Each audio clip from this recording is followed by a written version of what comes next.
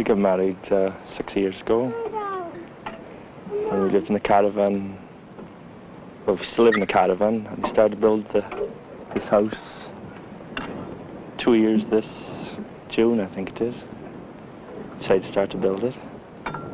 Done it all myself so far, in between the jobs, you know, the farm work there.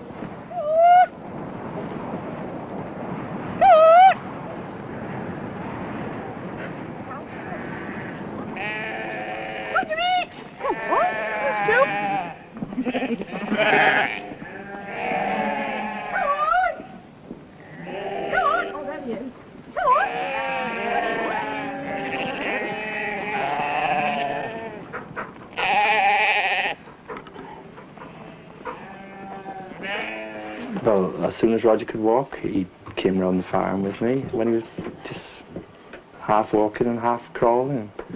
And the first time he came out, so I went to bury a ewe, but it just died.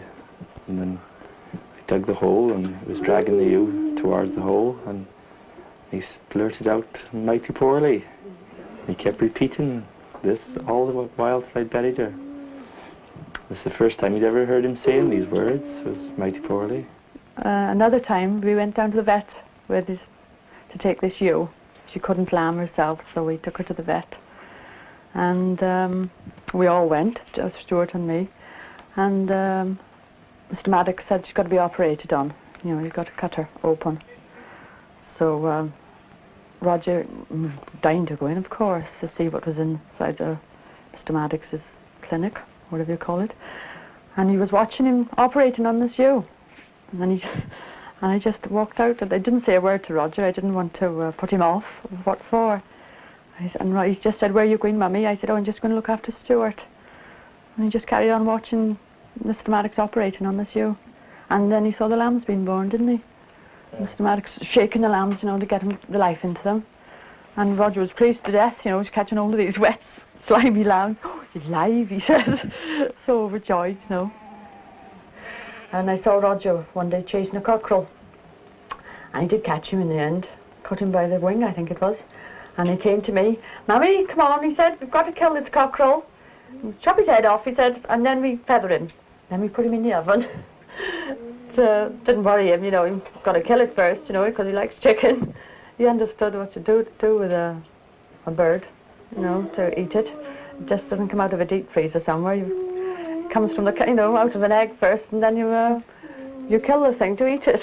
It sounds a cruel, vicious world, but that's how it is, and he understands it. The reason he could catch this cockerel was so easy was he used to be always feeding them. The cockerels would come right up to him, you know, and he'd be able to stroke them and everything.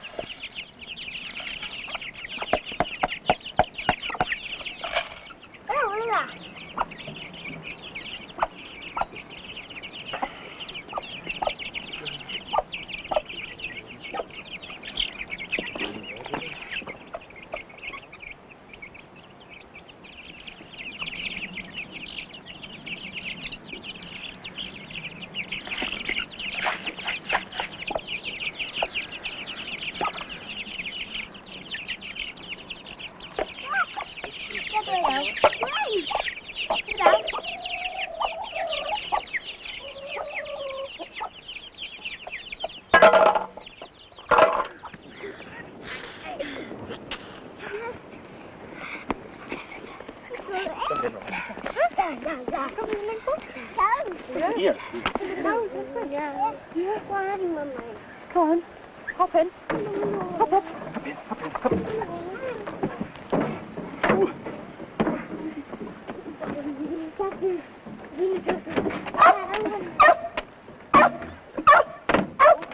Come on, Roger.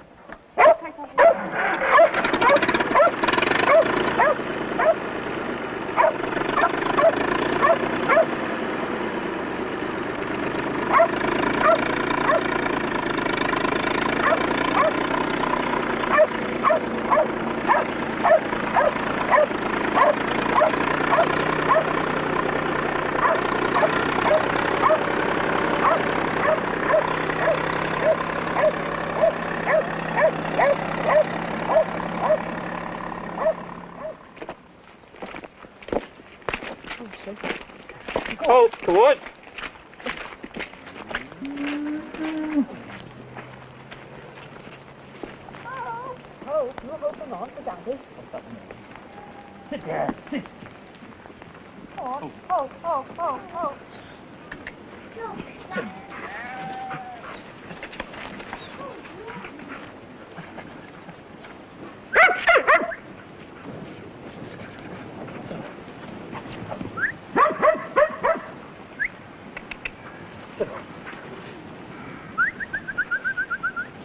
Sit on.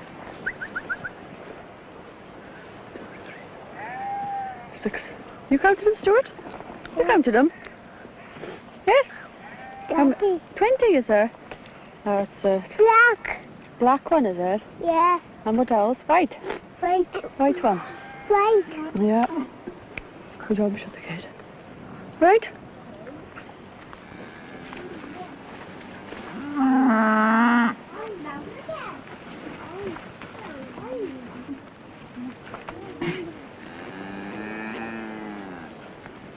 The shoe not showing very heavy in car, isn't it? No, many, is there? Pretty. No. You're all right, has it? The only thing I think a child misses in the country is mixing, companionship with other children. That's why I started to take Roger when he was around 3 to play school.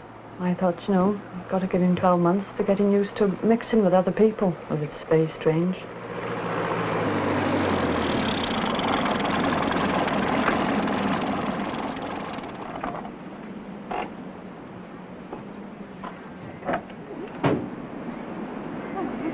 I stayed with him for half an hour for the first time.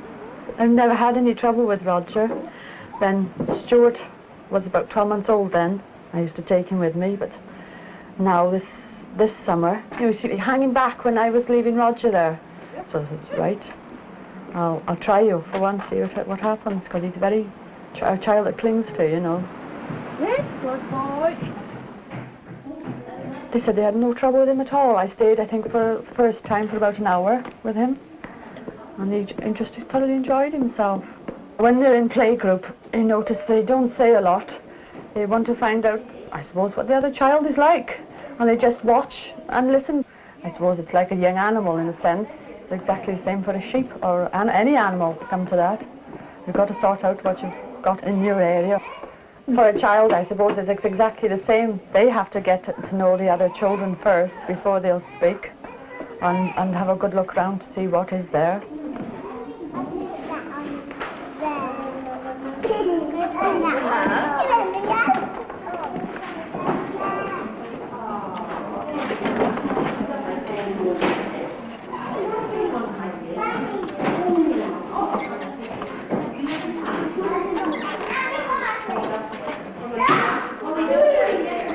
It's surprising how quickly the young children do know that Tuesday and Thursday mornings are play school mornings. It's play school today, and how much longer? And of course the morning seems endless for them until it's time to come. It's a long time, from 6 o'clock till 9:30. And they just can't wait. And rather embarrassing for us when they don't want to go home. It has happened. Yeah. They have to coax them. And but still, I think it pleases the mothers, and they know that they're happy. Being farm children, the parents are often too busy to take them out to meet other children, and this is the only place where they can contact other children, and it is a situation where they can play freely together.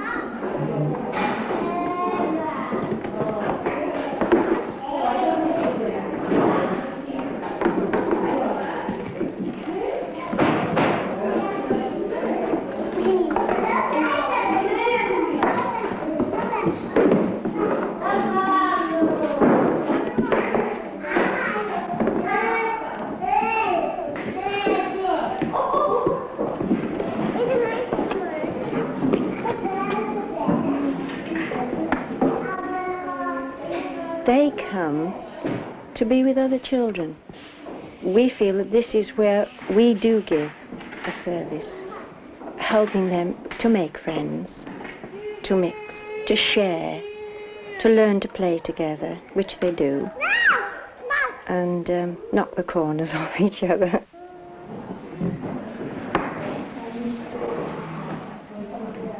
it's rather difficult to adapt to playing with another child and to giving and taking. They haven't had to do that.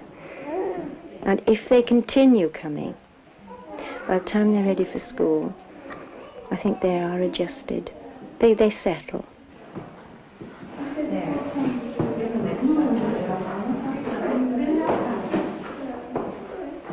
Stuart is finding out the different things by looking. He watches the other children. He uses his hands and he investigates in his own little way.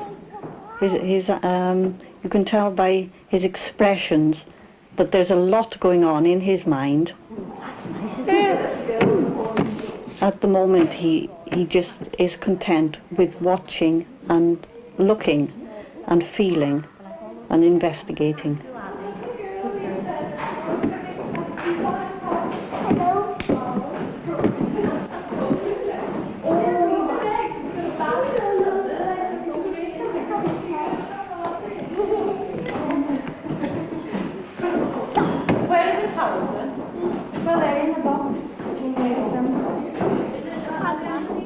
The other children, although not many in number, may seem an awful lot to little Stuart, but there is one familiar face, and that's his brother. If he can see his big brother, that's it. He feels there's somebody I know, there's something familiar to me. And Roger, being such a lovable older brother, is just what Stuart needs. It's just that little comfort until he feels more familiar in the surroundings.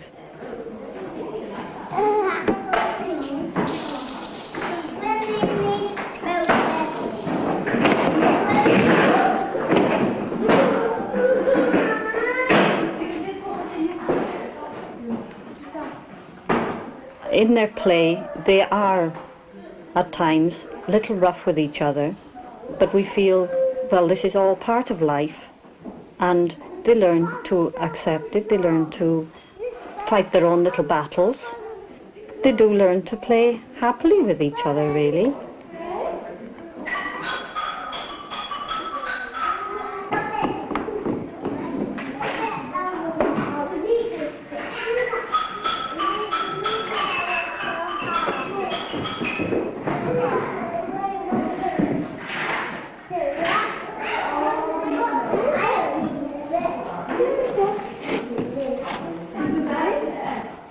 There does seem to be this sense of devotion between these children who live on farms and in isolated places. When they're at home, they can play, but it isn't playing with other children, which is so important.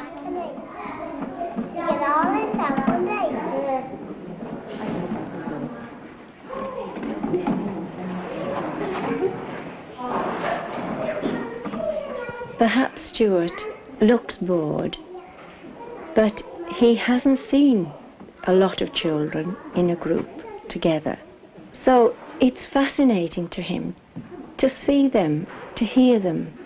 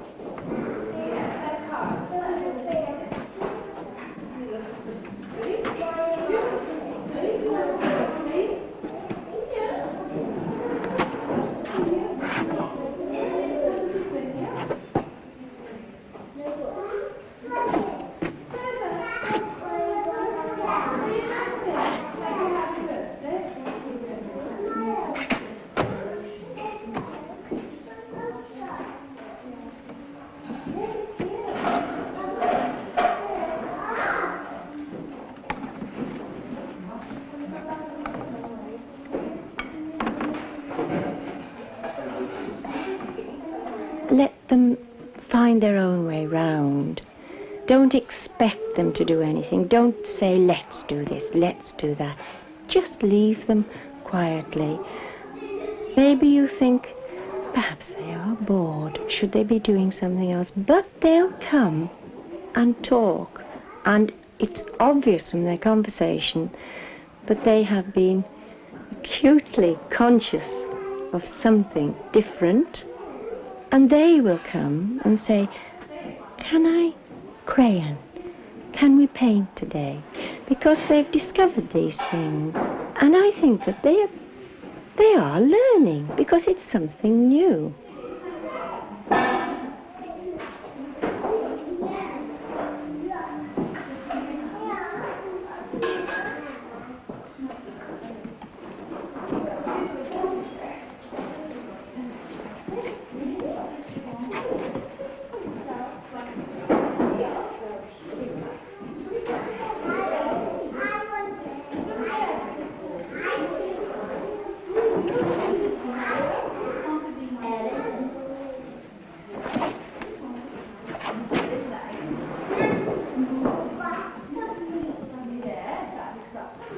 I think it's a good sign when the children at the end of the morning look tired, really tired, in their own little ways.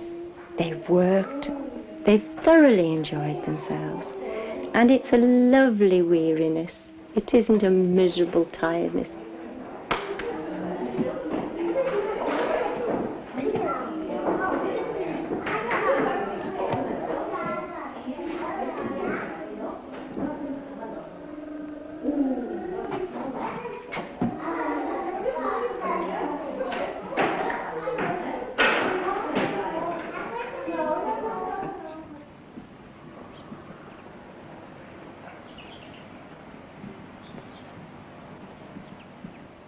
I do feel sorry for some children whose fathers go out in the morning, 8:30.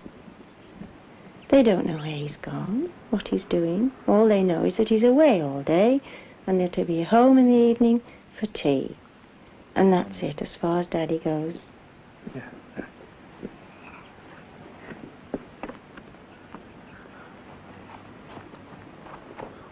But with these children, I think they feel needed and they feel wanted, and they're allowed to do things. They're allowed to help gather the sheep in, feed the pigs, collect the eggs. There's always something to do, so how people can say that they are bored. One thing we noticed since they've been to playgroup is that when they're out playing together they seem to talk a lot to each other. They're quiet today, as you know, because of the cameras, but usually you can't get a word in edgeways. You know, they're very chatty children. When they're playing together, you know, you can creep up round the corner. They are talking away. Come on, Stewie, you do it this way. And Stuart, they're getting in the soil, you know, loading up their little toys. Some words coming out that you I thought they knew. I'm going to mention that, have you? No! No! No! Yes!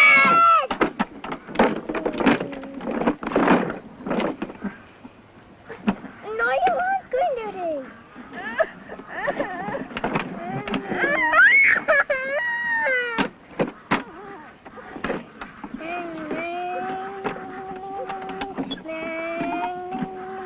Where you go? Go. I'll go past that. You go past me.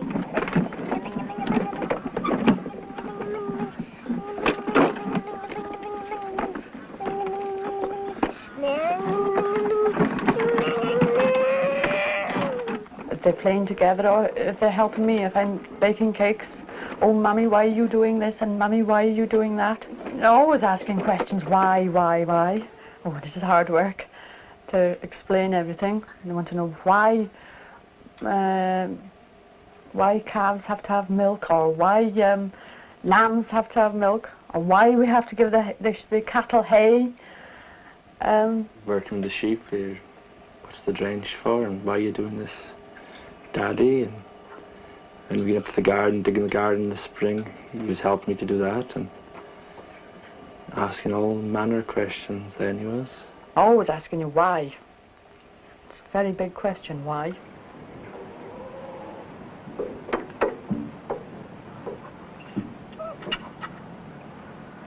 We sometimes think about the boys' future, what they're going to do, but then we think they stand as good a chance in the country as in the town.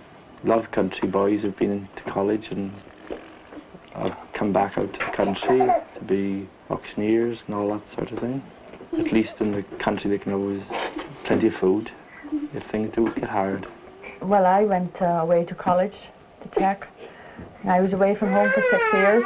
But I still came back to the country. I couldn't stick it in the towns. It got me, I'd had enough. You get the sheep. I'll take the tractor across and you get the sheep. Okay. Take Roger with you. What about Daddy?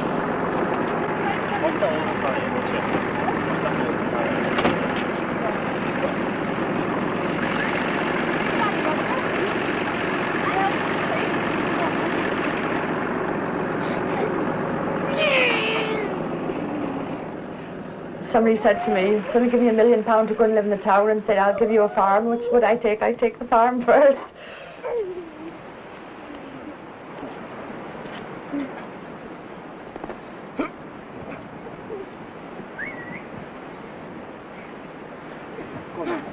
Bring them on. Bring them on.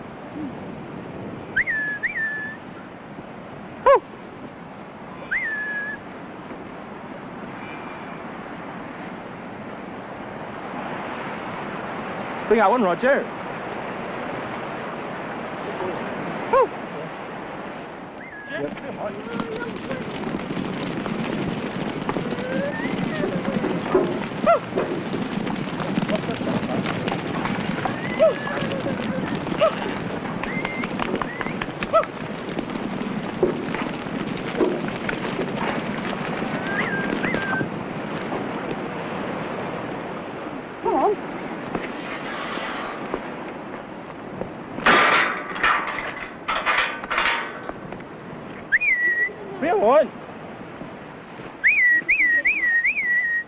You've got freedom.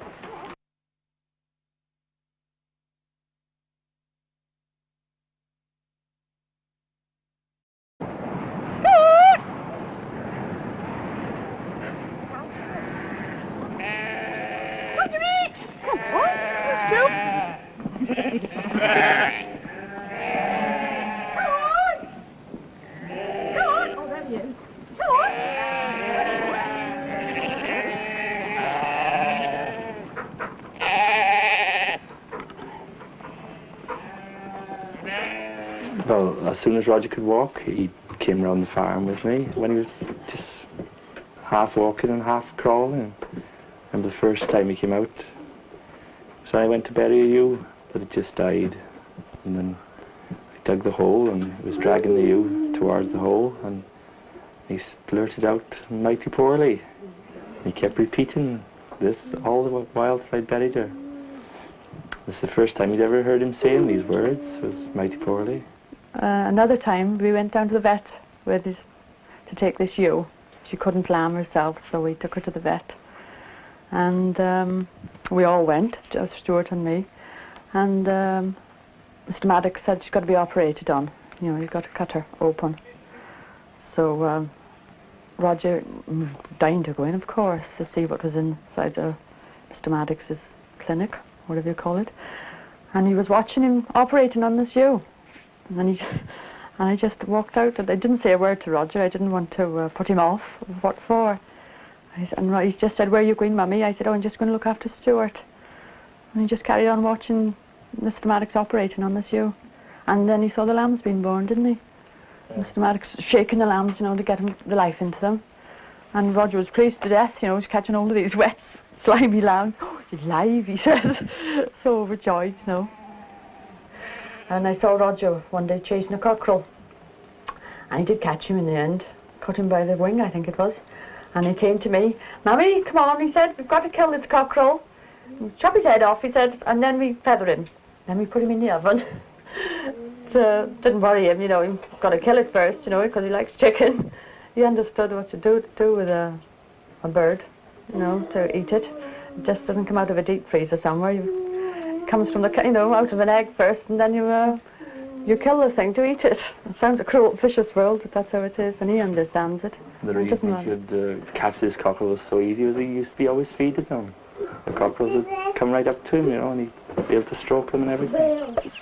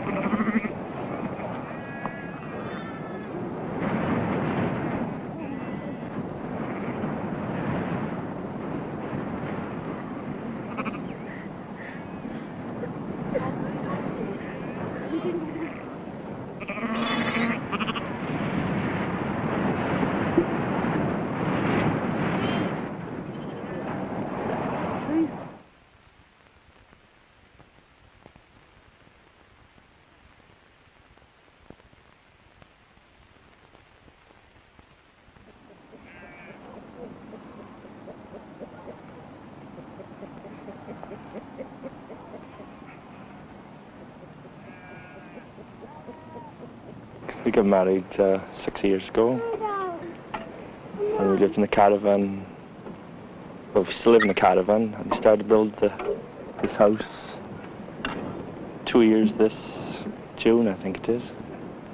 Decided to start to build it. Done it all myself so far, in between the jobs, you know, the farm work there.